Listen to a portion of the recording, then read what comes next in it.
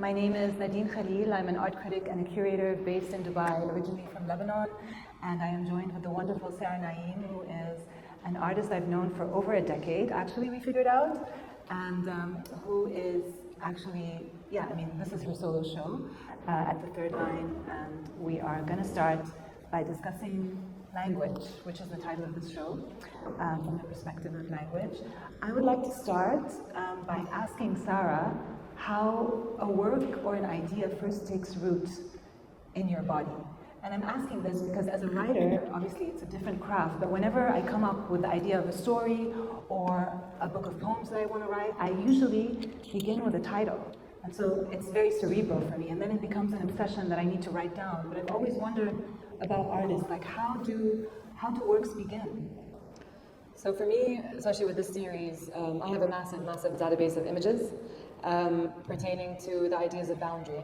And boundary that could be on an individual, on a social, on a national framework. Boundary can be like an earlobe where sound kind of traverses from inside to outside, or penetrates the boundary. It can be a car crash, like a collision of two forces. Boundary can be the skin. It can be a geographical boundary, like the separation of Syria from Lebanon. It can be the internal anatomy of a flora, with the opening part where it kind of starts to open up. I think boundary on so many different planes and through so many different lenses. That's kind of my database, so that's my starting point. And in terms of exploring the practice through the body, my work is quite large, and I work on a massive ladder. So I'm stretching and moving, or I'm working on something really low, and so I'm like sitting flat on my stomach on the floor, or on this kind of like swivelly like saddle chair. So yeah, I do definitely kind of encounter my body through my work, and I think the size of it, I really want the viewer to be consumed by it also, where I think people forget that the peripheral vision is actually still part of your vision, and I like to kind of consume it as much as I can. And speaking of boundaries, that's quite astute, because I know that a lot of your earlier work had to do with this concept of making the internal visible. And even though your work has departed from that now, actually the first time I came across your work here was exactly 10 years ago, which makes me feel so old, but anyways.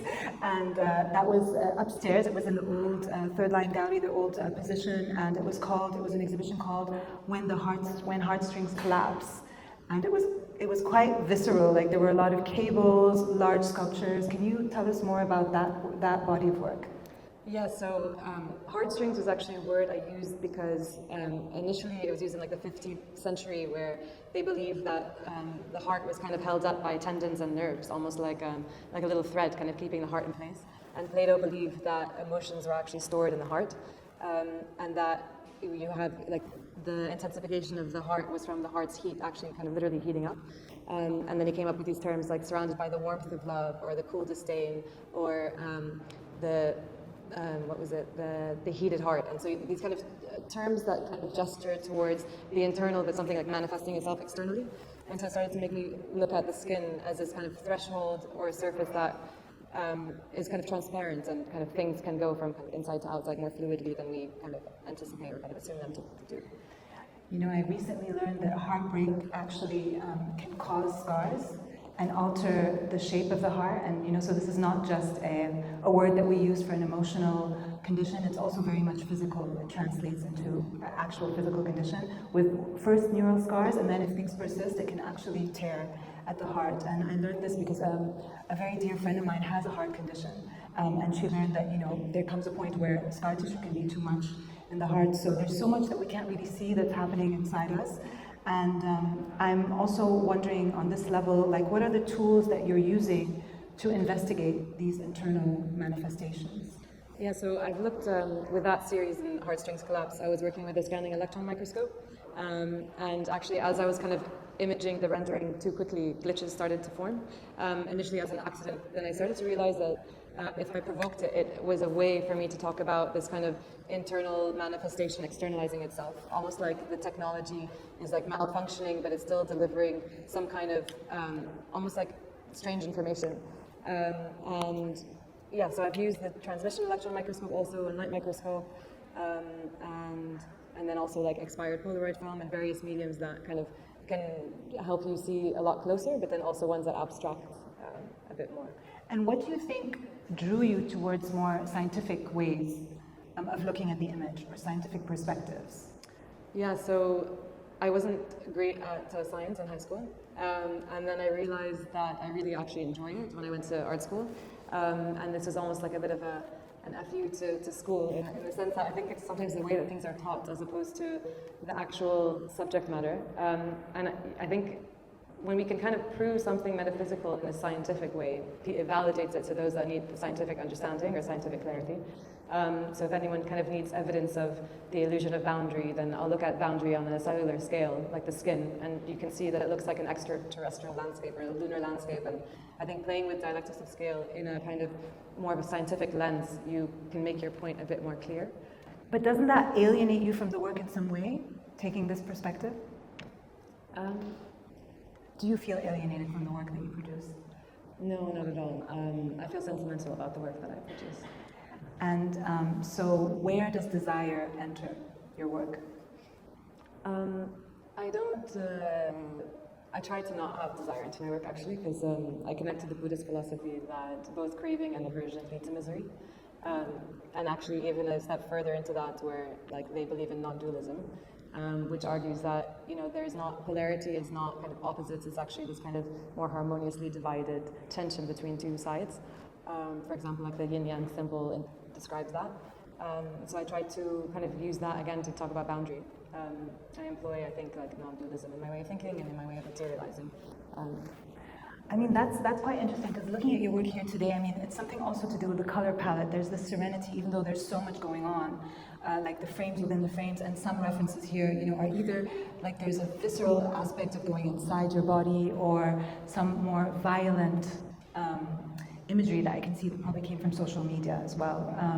But before we go to the role of image and imaging, I want to talk more about how foundational photography is in your practice, and especially in your earlier work. You were talking about the microscope, but beyond these more documentary style of images, you know, you make also sculptures that are like, or photo sculptures that are based on images. But here, you don't actually have that, you're painting photographs. So if you could first talk about how, you know, you began photographically, and then why paint photography, which is what you're doing here.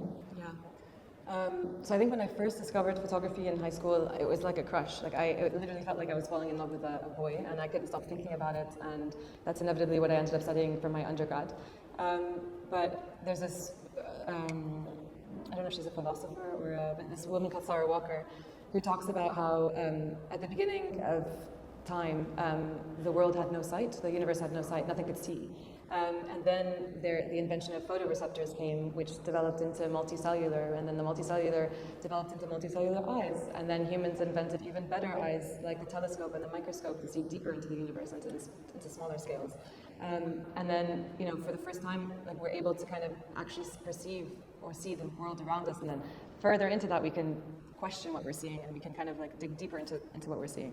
And I think photography just really allows these amazing conversations. And I lean a lot into Susan Sontag, who just theorizes about photography and image making, which I think has become so relevant to today. And she talks about how photography and images produce a kind of nostalgia as a way of relating to reality.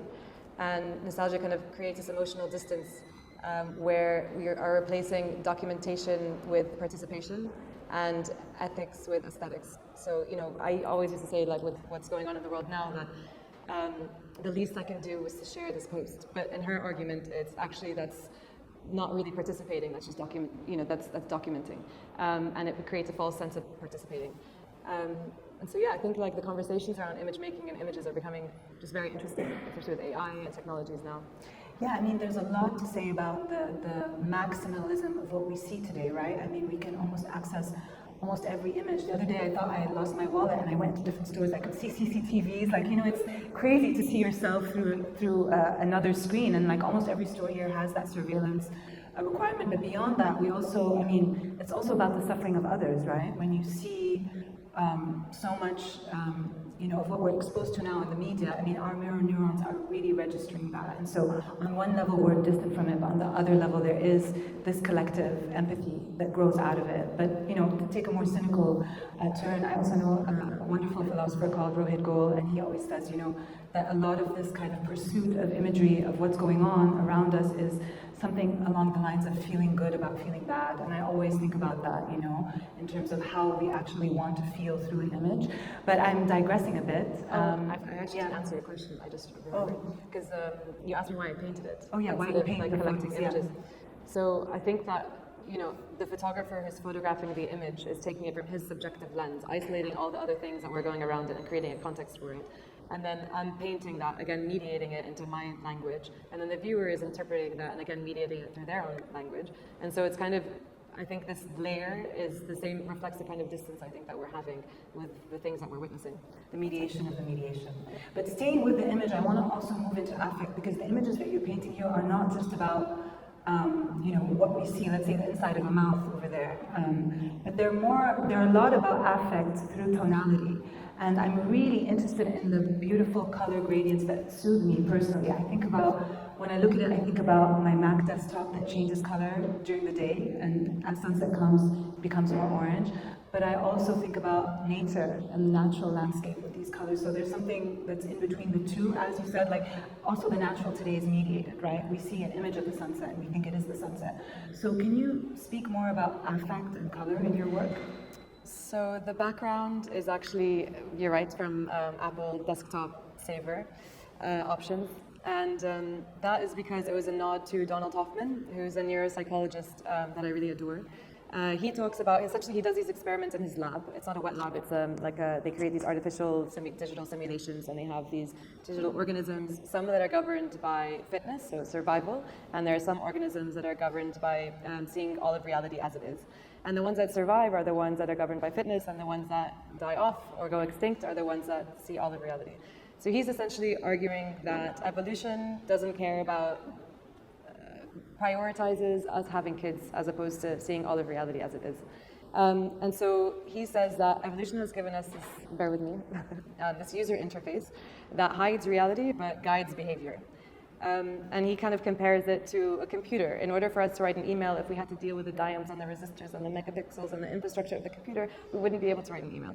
So instead, we have this interface that we engage with. And so he compares the computer or desktop as space-time, and objects are like icons on that desktop. And so what we're really seeing is simplified representation. And so that was kind of what I wanted to kind of, again, simplify, or this flattened experience, and that is the background. And then the sequencing of the images. I mean, it's not entirely explicit, or in the sense that, there's another logic, an internal logic to them. Can you say more about how you're putting them together?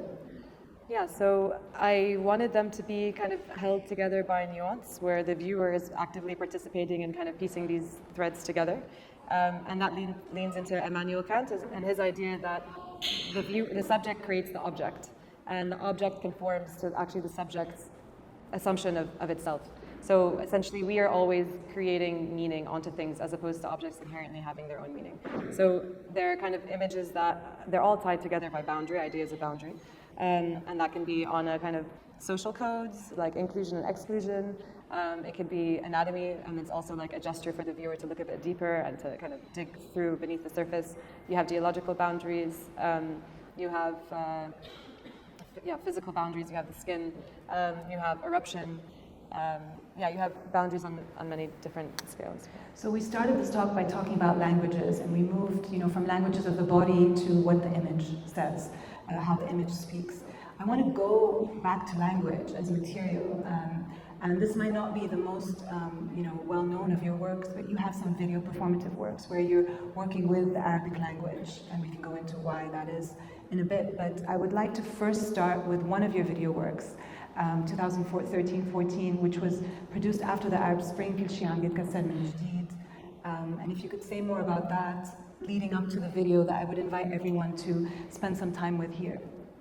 Yeah, so that work, essentially during the Syrian protests in 2011, there was a chant that was happening, which is كل شيء مكسر لازم نبلش من جديد. Everything is broken, we must begin again. And it was this kind of invitation that sometimes you have to break something in order to repair it. But I'm repeating this mantra over around 16 minutes. And the assumption is that through repetition, you would become more familiar with something. But actually, it becomes more abstracted, and I start saying it incorrectly or back to front. And I think that reflects this relationship we have with the news, where the more we hear it, instead of the more we're really understanding what's happening, we become distanced. We become, it's called the desaturation. We basically become so saturated by it that we desensitization to saturation. And so that this is kind of where we naturally feel that we are allowed to distance ourselves because we're watching it so much. And so that was that video work, and there's parallels to this, which is mother practices her tongue, and I'm saying the Arabic alphabet, and it's looped, and through the saying it, I'm actually trying to learn at the same time because my Arabic is not fluent, and I think that became apparent to me when I became a mother, and I realized I wasn't really able to kind of fully pass down this lineage of language. And I think by saying it in this guttural sound, it starts to resemble very primitive language, almost like the way that language would have begun, as grunts and intonations and sounds. Yeah, to just put it into context, it's the alphabet, so alif, b, t, th. But it's interesting because even though this is not it's video, so it's technology, but it's not modulated by technology. It's not like you're deliberately glitching it, but the way in which you perform it and you stutter and you stumble, almost like the only way I can read it is almost as if it's being, it's morphing into something technological as well. Obviously, our, vocal, this is a technology, the voice is a form of technology, but I find it very interesting that, you are performing in the same way as you looked at the body as a foreign object through, let's say, a microscope. You're also, in a way, performing this thing that we think we're familiar with because we grew up with, but if it's not our native tongue, then there is this, let's say, awkwardness with it. And then you perform it through repetition, which normally, when you memorize, you become more fluent. So I find it very, intriguing from a performative perspective. Yeah, I think I'm also just trying to highlight the fact that language can create meaning, but it can also become a barrier because it's not fully able to articulate intuition and feeling. It leaves a lot of things behind. And we forget when we're hearing something or someone that there are things that aren't said, but also that the same way that images have interpretation and the same way that I can define red a different way than you define red, words are the same. The way when I say red, it might mean something differently than when you say red. So they're both kind of these transparent carriers of meaning in a way, and we are projecting onto them. But we have to remember it's just a vehicle, it's not the real thing. It's somehow fails us to fully articulate, at least it's failed me, to be able to fully articulate myself. So then do you feel that language, and I think about this a lot as someone who works with language, do you think that language betrays your work in some way? Yeah, I think it does. I think you can articulate something and it can enhance it in some ways. And I think that in this, contrarily, it can also lack. There are things that just shouldn't be said, or things that should be left unsaid because you should feel it. There's affect, there's intuition, there's a feeling that exists beyond words. And I think that we often quite kill things by over-explaining like I'm doing now. I think the best way to see an exhibition for me is to see the work, feel it, go back to the text, read the text, see it again. And I think both have something completely different to offer. Because sometimes you look at a work and it gives you something totally different. But if you had read the text and you didn't think that there was a match, you'd think that your point wasn't a point, or it wasn't worthy. I've gone through this a lot. I've been writing about art for 20 years. And, in any critique that I come up with or I have to publish, I always end up returning to the work that made me feel something the minute I walked into the show. Now, that always makes it to the final article. But there are other works that I might have not noticed, and then if I, read about them, they might enter the piece as well. But it's always the works that make me feel something in my body that stay with me. I think often, with the formalization of our industry, with all the discourse around it, with how important story is, can art even exist without the discourse around it? I think about this a lot. It's almost like it's another field. It's just like art transmutes. So does writing. Yeah, Picasso said, we're all born artists, it's just a matter of remaining one when we grow up. And I think that when I look at my son's art, there's no discourse around it, but it's art, and of course, even when you grow up and you're older and you're making something that's connected to and a more creative, intuitive place, I don't think it needs context, of course, but I also think that context is important because it can challenge and enhance your understanding of something, and that's also magical. They both can definitely exist. Do you try to separate art from your life? I don't try to, and I don't think it's possible to for anyone, because just observing something differently and perceiving or challenging your own perception, I think is art in itself, and I think we're all doing that. So it is intrinsic. I don't think it can be separate. Again, trying to imagine it. Are you only making art when you're in the studio with the work, or does the work live with you when you're with your son, when you're preparing a meal, when you're going about your daily life? When he's having a tantrum, definitely there's no art. No, I mean, I think you have to, as a parent, maybe compartmentalize, or we think we do, or we were just talking about compartmentalization, but it's something we think we need to do, but actually, like, being raised in an environment of art, I think is also powerful, but it's harder said than done. Yeah, I compartmentalize a little bit. But it's, I think that they feel, like, firstly, my studio is like a hazard, so I can't take my son to the studio. But it's, yeah, I think they feel like some creative energy, right? And how do you navigate this gap between what you feel when you start a work and what the work becomes when you let it go into the world? I think there's often a bridge, like there's a separation between like intent and result. But I welcome that, because if it was a direct translation of intent to material or outcome, it would be a bit boring maybe for me as a maker, and maybe the viewer would feel that too. It's just like an absolute transition from idea to result. There's something along the way that you can open your can happen that's more interesting. Or yeah, I mean, it's alchemical, right? Because, like, I mean, you make the work and then you leave it open to other people's interpretations, which sometimes might surprise you and might go beyond your intention. And that's the hard ask for all artists, to let go of that sense of attachment that they have to the meaning that the work holds for them. Because a mark, I mean, in many cases of a successful work, is something that speaks to a lot of people. It might be in different ways. It might be in the same way, but it could be very different from what you intended. And I feel like that's always like such a hard ask, because as a writer, you know, like I say what I mean. At least I should, or at least the editor then makes sure that the message is clear. But with art, it's not the same translation, and so yeah, I've been thinking a lot about that, because, you know, I've gotten used to translating art into language, but sometimes I feel that these are two completely different forms, you know, that stand on their own, and perhaps the role is not to translate, but to add or to subtract, as we spoke about before. So it's interesting that we're here today surrounded by these beautiful paintings, and we're speaking about philosophers and writers, and how much language is actually important to your work. But we really started from the perspective of embodiment, right? Because there is a moment where you go through extreme conditions, whether that's, let's say, motherhood. I recently went through an illness, and I really felt that language failed. You know, and I'm wondering, you know, and I remember actually when we first wanted to have this talk, we initially thought we're just going to do short questions and answers, because we were both nervous about speaking after a long period of transformation that no one can see. And so, yeah, I wanted to ask you about how you feel now. Do you still feel nervous?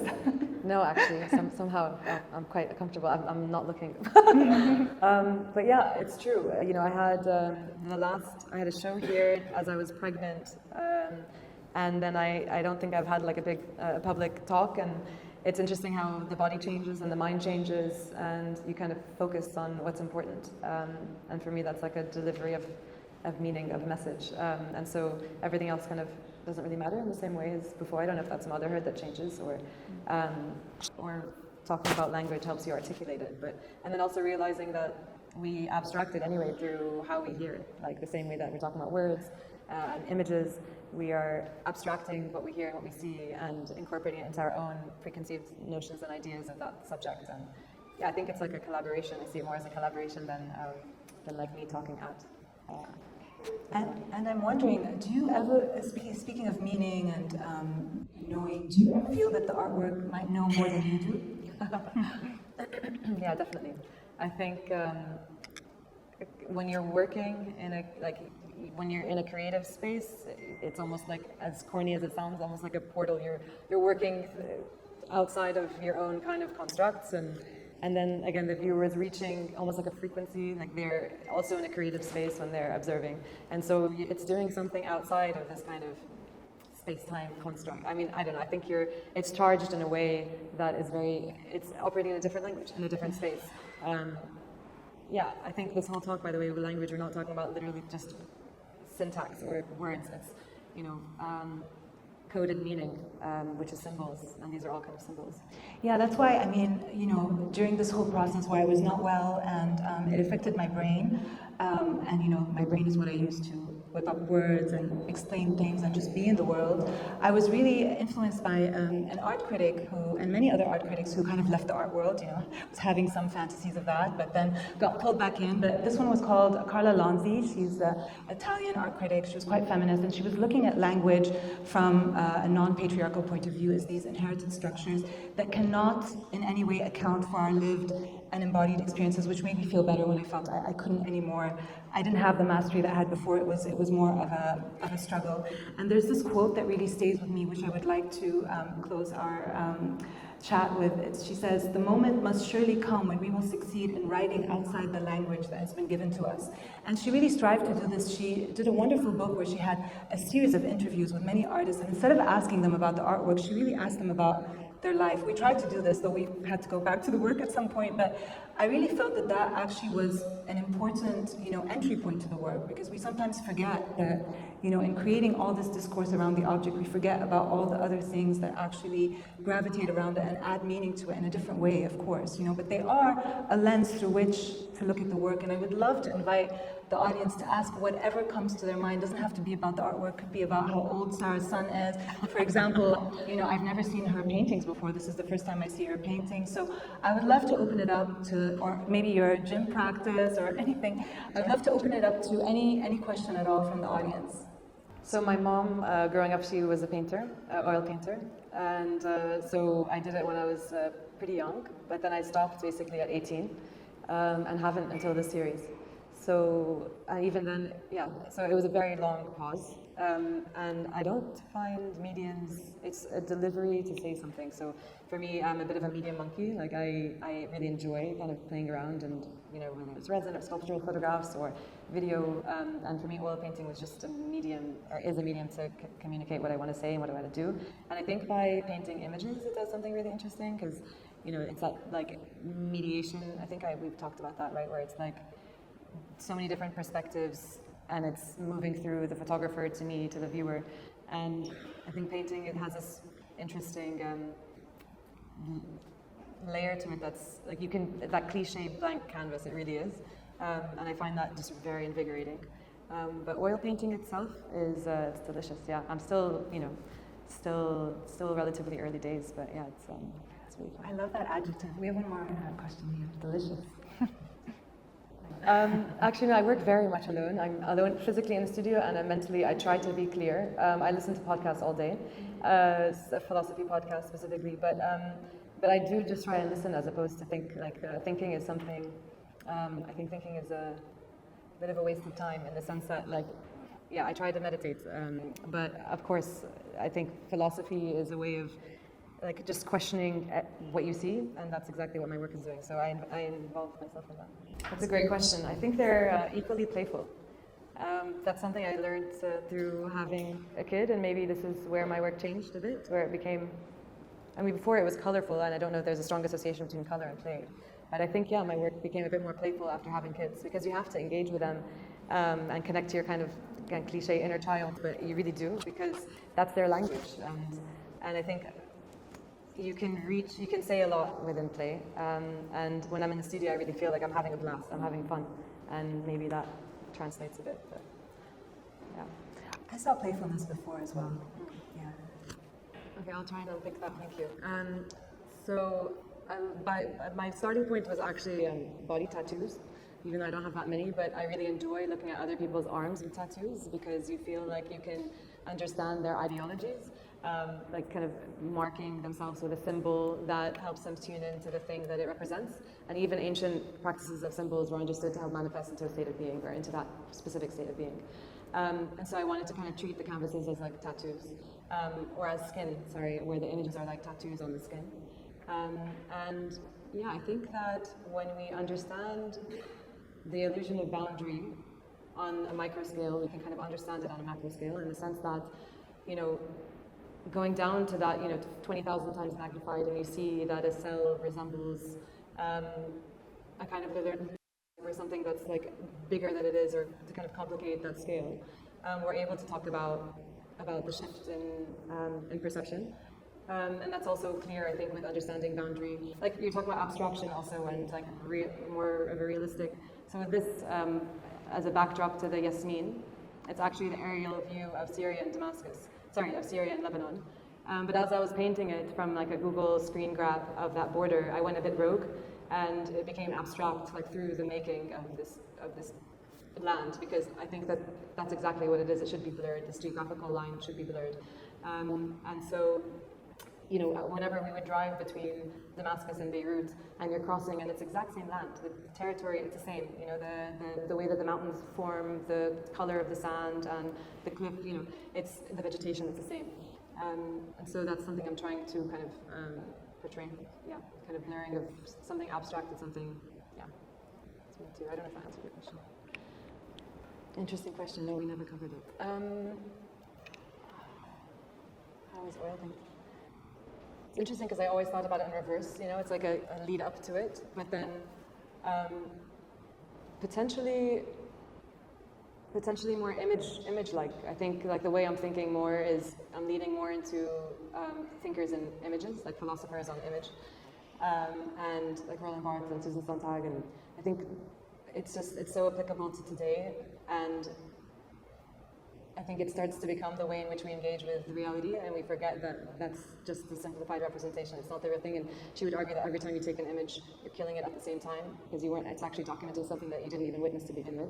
And so I am I think that, yeah, more, even though my sculptural photographs were very much foundational to photography, I think the language of photography or the discussions around photography weren't necessarily there. It was a tool, but now I think it's going to be infiltrating now. Yeah. I wanna ask you one more thing. I'm really intrigued about the tattoos. And a lot of what you say, I mean, there's a lot going on that perhaps the viewer will not know by looking at the work, like the references that you mentioned. Of course, this is what we were talking about. Discourse has its own standing in the art world and sometimes can be separated from the work, sometimes adds to the work. But in terms of tattoos, like when did that become an obsession, or when was the first time it entered the work, and how? Like how do I see the tattoos in this work? Because we talked about that, but I don't remember actually seeing, or is it maybe the wavy line there, or yeah. So this was actually my first piece of the series, and so you have like the spiral, which is like my friend's tattoo, and then the light wave, which is a tattoo, and then this is like the emoji infinity circle on the pink work, which is also my friend's tattoo. But I love the kind of these like spiritual symbols on WhatsApp, and like these simplified, like these things that we circulate all the time, and like without kind of associating the weight of what it is actually symbolizing. But where it first appeared, I think it was very natural. It was just like this, I again saw it as a kind of skin, and then wanted to feel like how it would be embedded with tattoos. Literally, it's like a boundary you're marking on the skin, but it also links to this idea of iconicity, right?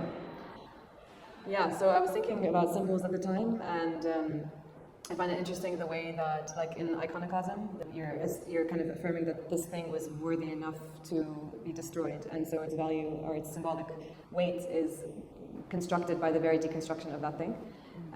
And so just symbols for me has been like, I see just tattoos as symbols, and I'm more interested in symbols than tattoos. Yeah.